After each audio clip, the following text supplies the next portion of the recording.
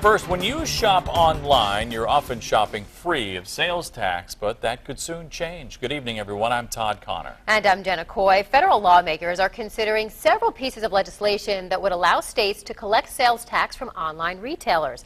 Our TV6 reporter Kara Kenny has the story. At brick-and-mortar stores like these on Mass Avenue, you pay 7% sales tax in Indiana, but shop online and chances are you're not paying sales tax. Federal lawmakers may soon change that.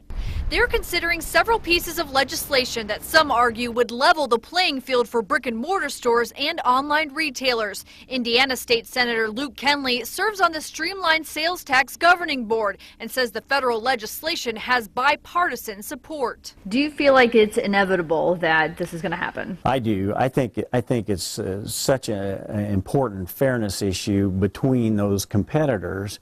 But in the end, it's actually most important to the consumer because the consumer needs to have a vibrant, competitive economy. Kenley estimates Indiana is missing out on $150 million a year in revenue. It pays for the funding for the schools, it pays for the roads.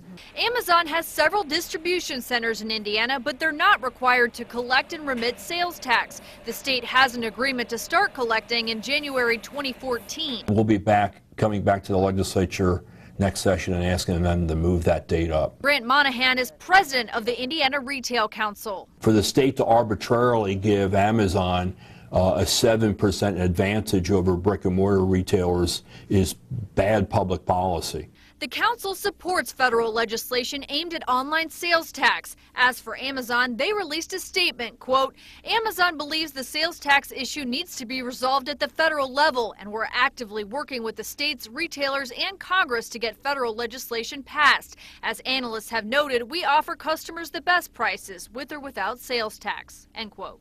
Many online retailers are opposed to federal legislation, saying it's just the states looking for an easy way to make money. In Indianapolis, Kara Kenny, RTV6.